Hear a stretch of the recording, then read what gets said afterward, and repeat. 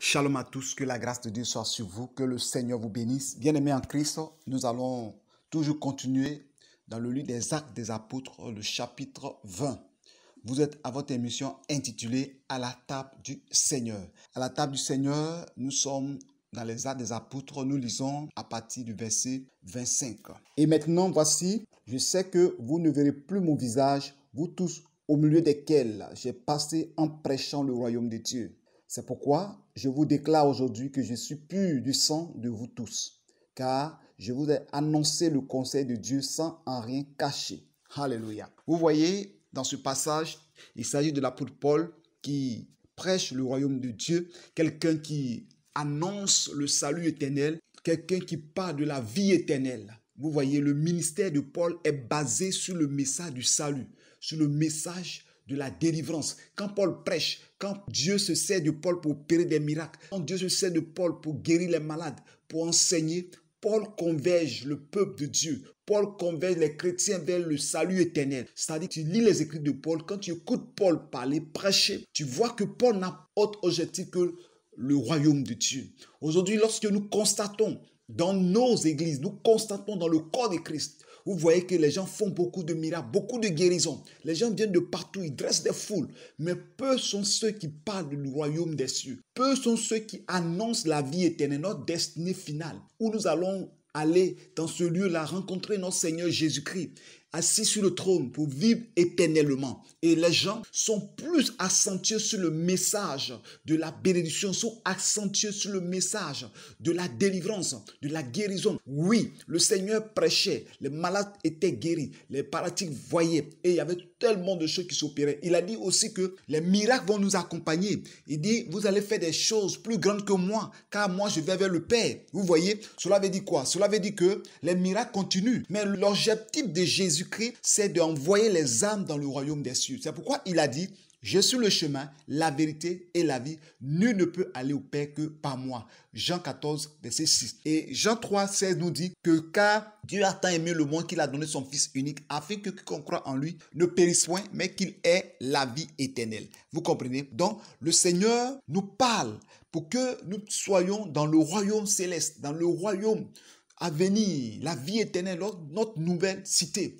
La nouvelle Jérusalem, c'est un nouveau pays, une planète nouvelle que nous allons découvrir avec les rues en or, les maisons construites en diamant, en pierres précieuses. Quand vous lisez dans le livre de l'Apocalypse, on parle de 12 pierres précieuses, des pierres qui n'existent pas sur cette terre, des couleurs qui n'existent pas sur cette terre. Et nous allons partir découvrir cela. Bien aimés, nous sommes à la fin des temps. Ce que vous devez comprendre, lorsque vous partez dans la maison du Seigneur, vous écoutez les messages sur les réseaux sociaux. C'est vrai, je ne suis pas contre les messages de la guérison, de miracles, les messages de la prospérité pour que les personnes soient épanouies, béni, riche. Je ne suis pas contre ce message.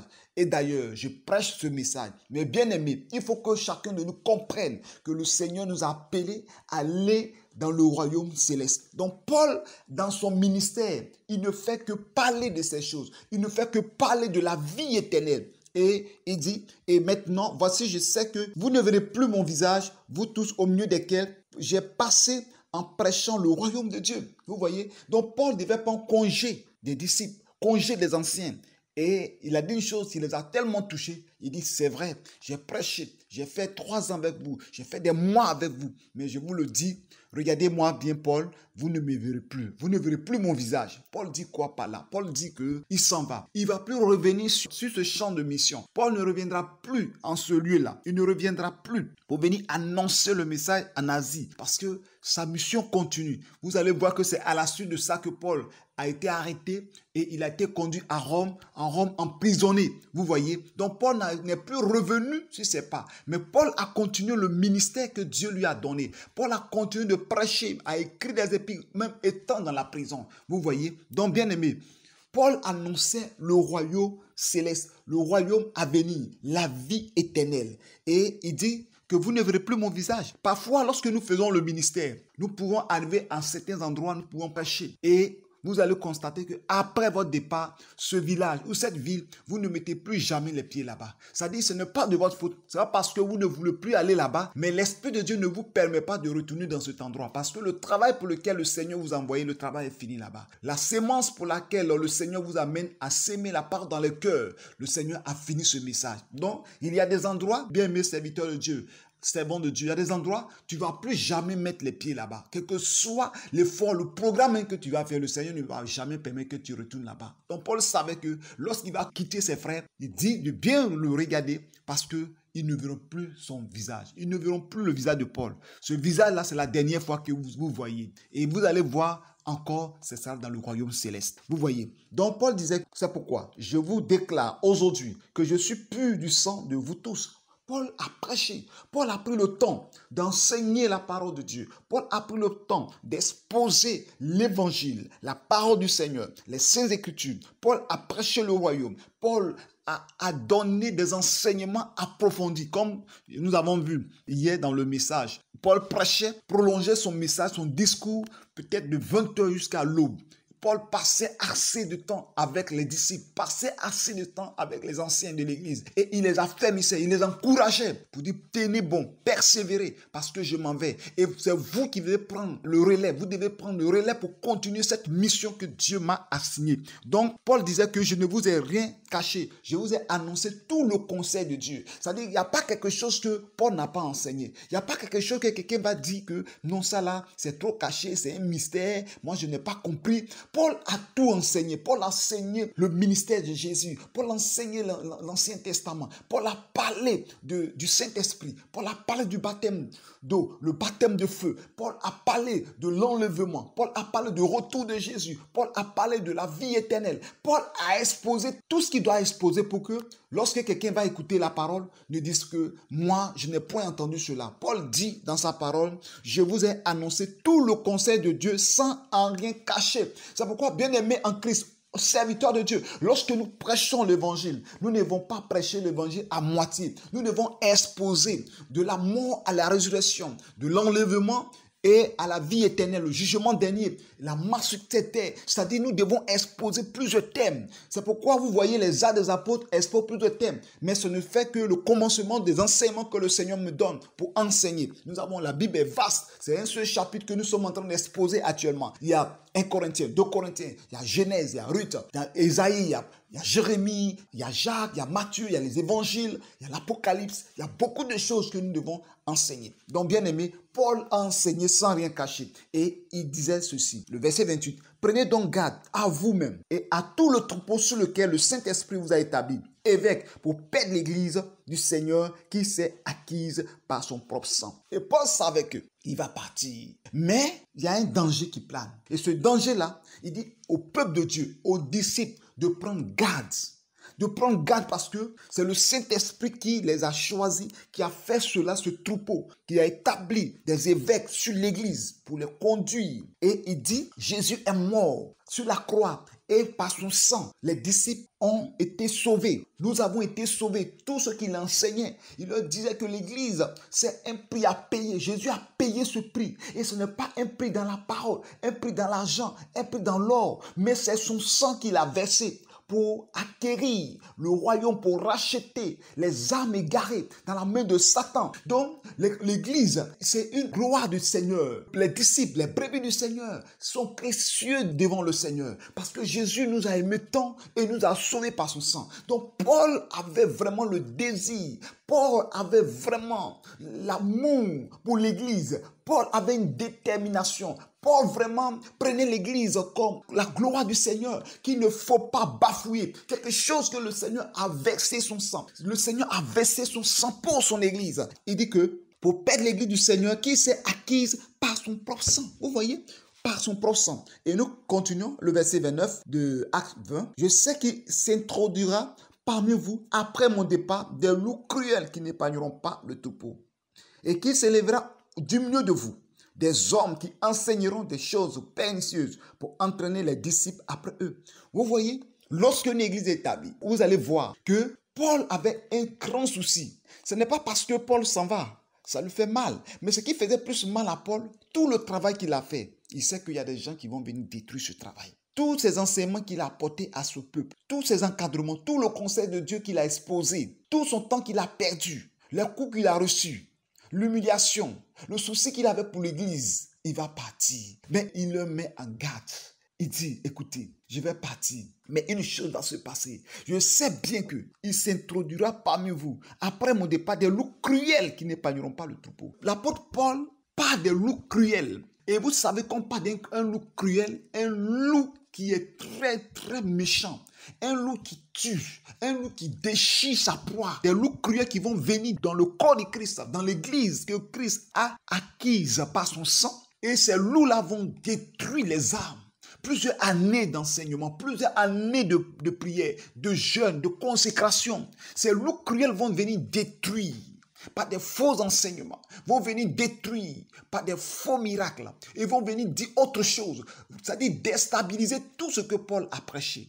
Vous voyez? Donc Paul avait mal. Paul disait quoi? Que je sais bien. Paul a l'Esprit de Dieu. Il sait qu'après son départ, il aura des loups cruels, des faux docteurs, des faux enseignants qui vont venir, des faux apôtres qui viendront enseigner autre message qui n'a rien à voir avec le salut, qui n'a rien à voir avec la vie éternelle. C'était un grand souci pour l'apôtre Paul. Et Paul vraiment avait mal. Et Paul parlait. C'est pourquoi il parlait parfois, il pleurait, il coulait des larmes.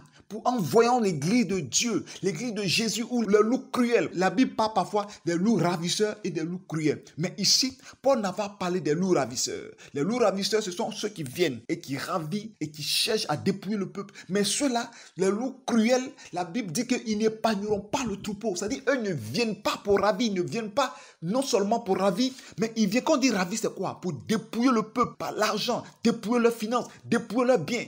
Et encore, dépouiller tout ce qui appartient aux disciples du Seigneur. Mais encore, enseigner des faux enseignements, des fausses doctrines. Ils vont les égarer et ils sont conscients qu'en le faisant, ils égarent ces âmes. Il leur dit qu'on peut se marier à 2 femmes. Ils leur diront que vous pouvez boire. Ils leur diront des enseignements, des choses pernicieuses comme Paul en a parlé. Il dit, je sais qu'il s'introduira parmi vous après mon départ des loups cruels qui n'épargneront pas le troupeau. Vous voyez, c'est le troupeau de Dieu. L'église, c'est le troupeau de Dieu. Lorsqu'ils vont venir, ils ne vont pas épargner le troupeau. Ils vont déchirer. Ils vont détruire. J'ai vécu ça dans mon ministère pendant plusieurs années. Il y a des frères, il y a des personnes qui sont convertis par l'évangile que j'ai prêché dans le nom de Jésus, qui sont convertis par la parole du Seigneur, qui sont devenus des disciples qui ont été encadrés jusqu'à ce qu'ils ont commencé à enseigner la parole du Seigneur, à commencer à prêcher. D'autres aussi ne prêchent pas. Mais avant, ils n'ont jamais été derrière une chaire. Mais maintenant qu'ils dirigent, maintenant qu'ils apportent la parole de Dieu,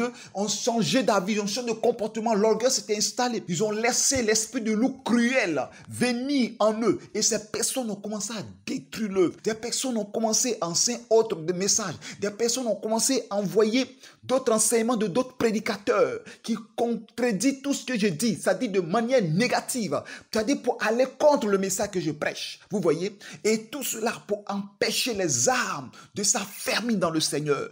Empêcher les âmes de suivre le Seigneur. Et encore de rester dans la communauté où elle reçoit quotidiennement la parole du Seigneur. Et ces loups cruels peut être des fidèles, peut être des pasteurs hors de l'église ou encore à l'intérieur de l'église, peut être des faux frères, comme Paul l'a enseigné dans le livre de Corinthe, des faux frères qui détruisent les âmes, qui empêchent les autres d'évoluer, qui sont remplis d'un esprit de jalousie, qui ne veulent pas que les autres avancent, les autres prospèrent. Et lorsque eux, ils vont partir, ils font tout possible pour détruire les âmes, ils font tout possible pour disperser les troupeaux, par des calomnies, par des mensonges, des choses que l'homme de Dieu n'a jamais prononcées. Ils vont dire, voilà ce qu'il a dit de toi, tout simplement pour gagner leur cœur, pour les écarter de la bergerie du Seigneur. C'est pourquoi Paul disait, prenez donc garde à vous-même et à tout le troupeau sur lequel le Saint-Esprit vous a établi. Et vers pour perdre l'église du Seigneur, il s'est acquise par son propre sang. Donc il parle aux anciens. Il dit, vous-même les anciens, prenez garde à vous-même. Et prenez garde aussi au troupeau du Seigneur. Parce que je sais qu'il s'introduira parmi vous après mon départ des loups cruels qui n'épargneront pas le troupeau. Ils viendront pour détruire, ils viendront pour chasser, ils viendront pour renverser les fondements qui ont été posés dans l'évangile. Ils viendront pour que les âmes quittent la maison du Seigneur. Ils viendront pour qu'il y ait des rétrogrades. Ils viendront pour que des personnes reçoivent autre enseignement pour aller contre le message que j'ai donné. Paul avait mal. Au verset 30, qui s'élèvera du milieu de vous, des hommes qui enseigneront des choses pernicieuses pour entraîner les disciples après eux. C'est-à-dire, ils viendront pour détruire. Et encore, ils vont aller créer leur église. Ils vont aller créer leur secte. Et ils vont attirer les âmes par des faux enseignements. Ils vont donner des choses pernicieuses, des abominations, des choses qui vont troubler les âmes. Parce que parfois, il y a des enseignements qui troublent les âmes. Aujourd'hui, il y a quelque chose c'est un phénomène qui est arrivé sur les réseaux sociaux. Les enseignements, les témoignages sur l'enfer et le ciel. Le ciel, l'enfer. Et ces enseignements-là, ça fait que maintenant, des témoignages, Dieu m'a révélé ceci. J'ai vu le Seigneur, j'ai vu l'homme du Seigneur, j'ai visité le paradis, j'ai visité l'enfer, j'ai vu ceci. Et quand tu vois, tu écoutes une personne ici, et tu écoutes l'autre, souvent tu vois que c'est contradictoire. C'est-à-dire les choses ne sont pas les mêmes. L'autre vont dire, oui, moi j'ai vu Judas en enfer. Un autre encore va venir, oui, j'ai vu Judas au paradis. Moi, j'en ai entendu ça. Et finalement, mais quand tu n'as pas la parole du Seigneur, tu vas t'égarer. Parce que la Bible déclare que tout ce que tu m'as donné, c'est le Seigneur Jésus qui parle. Je t'ai tout sauvé, sauf le fils de la perdition. Donc, si Judas est parti à l'enfer. Donc, quelqu'un dit qu'il a vu Judas au paradis. Mais ce sont des faux enseignements, des faux songes. Vous allez voir des personnes qui vont dire, j'ai vu l'enfer, j'ai vu ceci, j'ai vu le paradis. Mais prenez le temps d'observer parce que dès le départ, puisque les gens ont peur, nous tous, qui n'a pas peur d'aller en enfer? Tu n'as pas peur d'aller en enfer. Tous ont peur. Et nous savons ce que l'enfer représente. Un endroit éternel, un endroit où tu vas brûler, tu ne mourras jamais dans le lac de feu. Qui va aller là-bas? Personne. Donc, au point que maintenant, ce que Dieu révèle à ses oints, le diable va aussi révéler en montrant de faux enfers, en montrant de faux ciels, pour pouvoir perturber le corps du Christ. Bien-aimés, prenons le temps. Et je ne dis pas de condamner tout ce que vous allez voir. Le Seigneur parle, le Seigneur continue de parler. Il y a une servante de Dieu qui écoutait son témoignage, Gracia, du Togo. Elle a dit que quand le Seigneur lui a dit, chaque fois que tu vois un être céleste qui vient comme vers toi, qui se dit qu'il est le Fils de Dieu, Jésus de Nazareth, demande s'il y a des stigmates, c'est-à-dire des trous de ce côté, dans ses bras, dans ses pieds, de ce côté. Vous voyez? Et ça, tu sais que c'est moi Jésus-Christ. Le diable est très rusé. Il peut vous montrer, comme récemment j'écoutais un autre témoignage qui disait que le diable peut montrer le royaume de sous-marins, montrant que c'est le ciel, alors que ce n'est pas le ciel. Faisons très attention. Ayons notre esprit bien disposé, écoutons la parole du Seigneur. Donc le diable va enseigner, va emmener des choses pour entraîner des âmes vers lui. Entraîner des âmes vers les faux enseignants, les faux docteurs, ceux-là même qui sont là, qui savent bien que dans leur esprit, dans leur pensée, ils savent bien qu'ils sont des envoyés du diable. Ils travaillent pour Satan. Mais ils ne vont jamais vous dire qu'ils travaillent pour le Satan. Ils travaillent pour le monde des ténèbres. C'est pourquoi quelqu'un doit comprendre que lorsque nous écoutons la parole de Dieu, nous devons analyser, nous devons prier pour demander l'Esprit de Dieu de nous éclairer. Parce que le diable est en train de disperser les troupeaux. Le diable est en train de disperser les troupeaux que le Seigneur nous donne. Nous passons assez de temps dans le jeûne. Nous passons assez de temps à enseigner, à former, à rassembler. Mais Paul va partir. Il sait que derrière lui, il y aura des hommes qui vont s'introduire pour enseigner autre message, pour entraîner les âmes vers eux, pour entraîner les âmes vers l'enfer. C'est ce qui faisait très mal à Paul. Et Paul disait au verset 31, « Veillez donc, vous souvenant que durant 3 années, je n'ai cessé nuit et jour d'exhorter avec l'âme chacun de vous. » Vous voyez, 3 ans entiers, 3 années entières. Et donc pendant ces 3 ans, Paul l'a exhorté, Paul l'a enseigné, Paul l'a encouragé, Paul a fait tout possible pour que les âmes soient affermies. Mais il s'en va. Après 3 ans de travail, le diable va tout détruire. Et il disait l'avertissement. J'ai vécu ça, mes bien-aimés, dans le ministère. Plusieurs années de travail que j'ai fait dans Hongrie, des années d'enseignement. Mais les gens ont détruit des âmes. Ils ont détruit des âmes. Ils sont partis derrière des âmes. Ils ont menti. Ils sont partis chasser les âmes. Ils ont fait des choses. Au départ, je ne comprenais pas. Et c'est maintenant que je comprends que vraiment, les hommes s'introduisent dans les ministères. Les femmes s'introduisent dans les ministères, soit serviteurs de Dieu, soit servants de Dieu. Il y a des frères qui viennent là. Leur objectif, c'est de venir détruire. Le diable les envoie spécialement pour venir détruire le travail. Donc Paul a souffert de ça. Paul a souffert. Il y a des églises que Paul a établies qui ont été détruites, carrément, qui n'ont plus existé. Quand les gens voient une église qui est cassée, les gens se réjouissent. Oui, son église est cassée, son église est cassée. C'est parce que c'est de la vérité. Je ne dis pas de ceux qui ne sont pas dans la vérité. Les hommes de Dieu sont la vérité que l'Église casse. Ça, c'est le diable. Le diable sait que ces personnes-là, s'ils leur donnent le temps, ils vont gagner des âmes pour le royaume des cieux. Et Paul pleurait. Après 3 ans de travail, c'est pas facile. Il va quitter, il dit, je ne veux plus, on ne va plus se voir.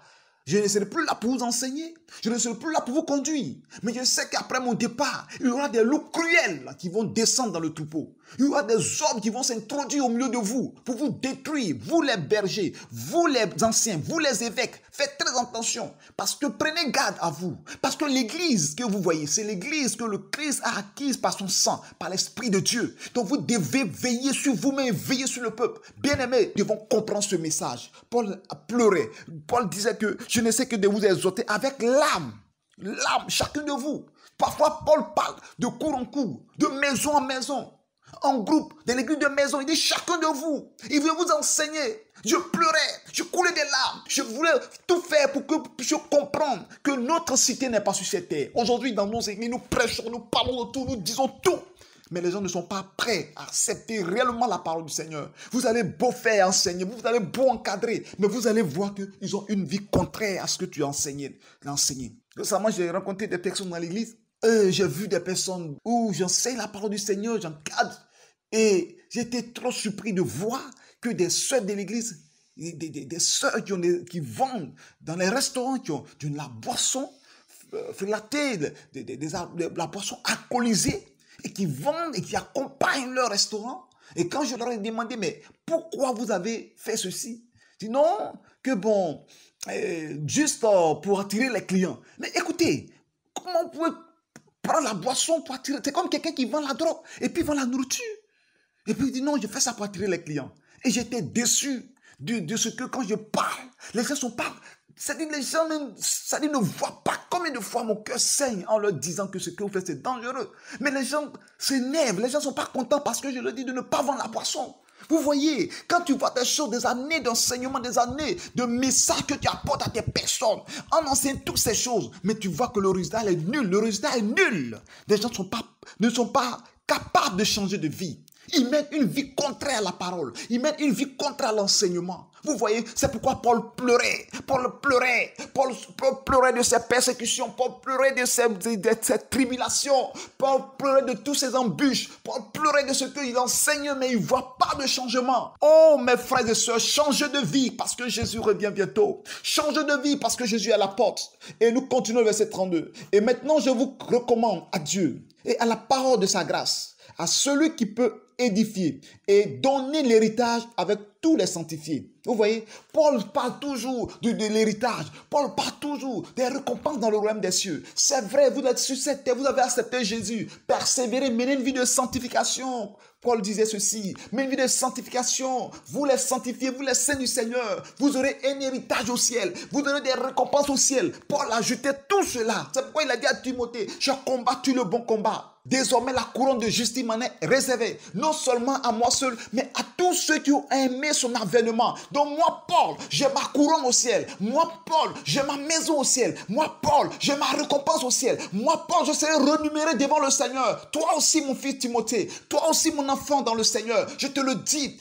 Persévère, combat le bon combat pour que toi aussi un jour tu sois récompensé. Paul a toujours prêché ceci, Paul a toujours encouragé le peuple à savoir que cette terre, comme Pierre pourrait le dire, nous sommes étrangers et voyageurs sur cette terre. Chrétien que tu es, chrétienne que tu es, la vie va passer, cette terre va passer. Mais regarde une chose, ce qui ne va pas passer c'est la parole. Et cette parole nous dit que nous allons vivre éternellement dans le royaume céleste, dans la cité céleste. Il faudrait que tu comprennes cela, il faudrait que tu comprennes la parole du Seigneur. Jésus-Christ revient bientôt, notre cité n'est pas sur cette terre. Notre royaume n'est pas sur cette terre. Notre roi n'est pas sur cette terre. Notre sauveur n'est pas sur cette terre. Notre Seigneur vit dans le ciel céleste, un lieu de gloire que nous allons partager éternellement. Je dis bien éternellement. Pourquoi vous abandonnez la voie du Seigneur? Pourquoi vous suivez les faux docteurs? Pourquoi vous suivez les loups cruels qui sont en train de détruire vos vies, qui sont en train de vous amener à la perdition? Ressaisissez-vous, peuple de Dieu. Ressaisis-toi, serviteur. Continue de faire le ministère, même si ça ne va pas, si une église est cassée. passer.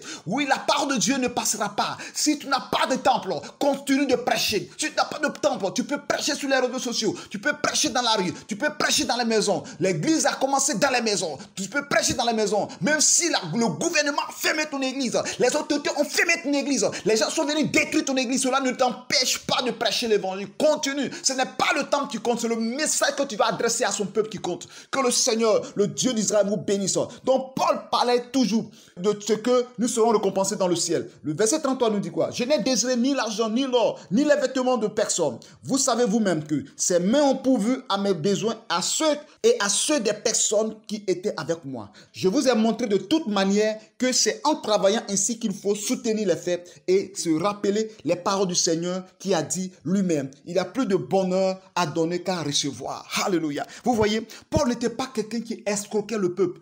Paul n'était pas quelqu'un qui pillait le peuple. Qu'aujourd'hui, les gens pillent le peuple de Dieu, qui prennent l'argent, qui soutirent l'argent à gauche, à droite, et on ne sait pas ce qu'on fait avec cet argent, et on demande de construire des temples. L'argent vient, on ne voit pas le temple, on veut faire ceci, on ne voit rien, et les gens se font, ils construisent des immeubles, qui construisent des maisons, ils construisent des choses, ils ont des affaires secrètes, et vous savez, ces personnes dépouillent, ce sont des loups cruels, là, qui épaillent pas le troupeau. Vous allez voir, ce n'est pas moi qui vais vous parler, mais lorsque vous vous asseyez, vous suivez sur les réseaux sociaux, vous suivez partout à la télévision, ces loups cruels se sont introduits dans la bergerie, dans le corps du Christ, qui sont en train de dépouiller le corps du Christ, qui sont en train de les emmener en enfer, bien-aimés. Bien-aimé, Paul disait que c'est mieux on pourvu à mes besoins, à ceux qui sont avec moi. Paul était quelqu'un qui travaillait. Travailler, ce n'est pas dire que Paul se laissait tout le temps aller travailler pour pouvoir nourrir. Paul était quelqu'un que Dieu lui faisait grâce. Des personnes venaient le soutenir, des personnes apportaient dans le ministère. C'est pourquoi il a dit que l'ouvrier mérite son salaire. Et à chaque fois, Paul soutenait ceux qui sont près de lui. Paul soutenait ceux qui...